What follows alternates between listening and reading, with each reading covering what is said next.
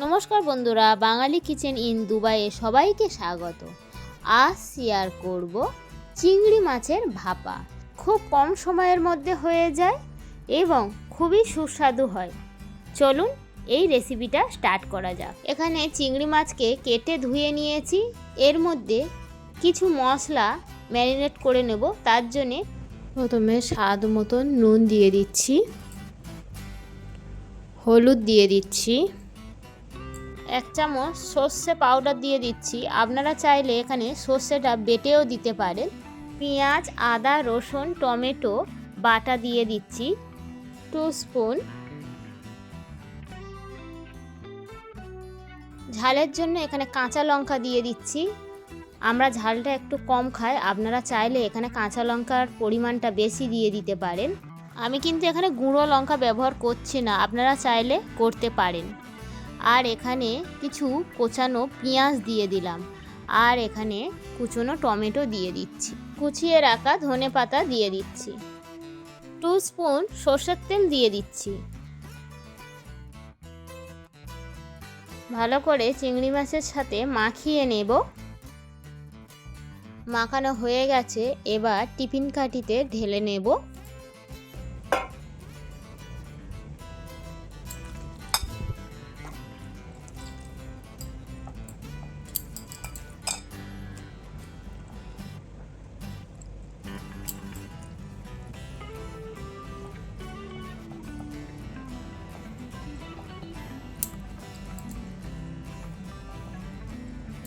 সামান্য পরিমাণ জল দিয়ে দিতে হবে।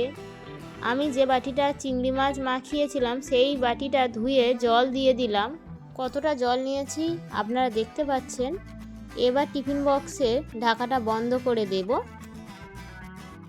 ওভেনে স্টিলের প্যান বসিয়ে দিয়েছি, প্যানের মধ্যে জল দিয়ে দিচ্ছি।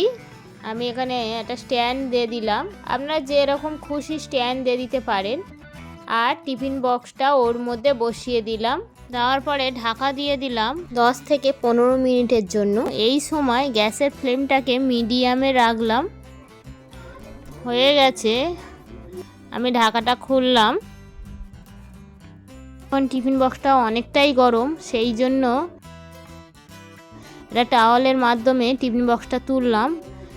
টিফিন বক্সটা একটু ঠান্ডা হতে ঢাকাটা খুললাম। দেখুন কত সুন্দর ভাপাটা হয়েছে। আমি একটা বাটির মধ্যে ঢালছি।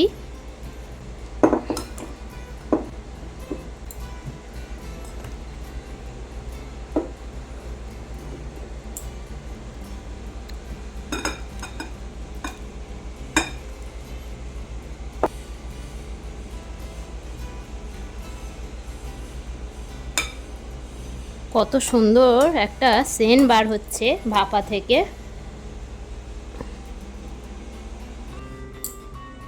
সুন্দরভাবে সেদ্ধ হয়ে গিয়েছে। কত সুন্দর সিদ্ধ হয়েছে চিংড়ি মাছগুলো। এইভাবে চিংড়ি মাছের ভাপা রেসিপিটা বাড়িতে একবার বানিয়ে দেখবেন এবং কমেন্ট করে অবশ্যই জানাবেন কেমন হয়েছে। যদি ভালো লেগে থাকে একটা লাইক করবেন। আপনারা যদি ইউটিউব থেকে দেখে থাকেন তাহলে একটা সাবস্ক্রাইব করে দেওয়ার অনুরোধ রইল এবং ফেসবুক থেকে দেখলে একটা ফলো করে দেবেন। ভালো থাকবেন, সাবধানে থাকবেন। আবার চলে আসব নতুন কোনো রেসিপি নিয়ে। ধন্যবাদ।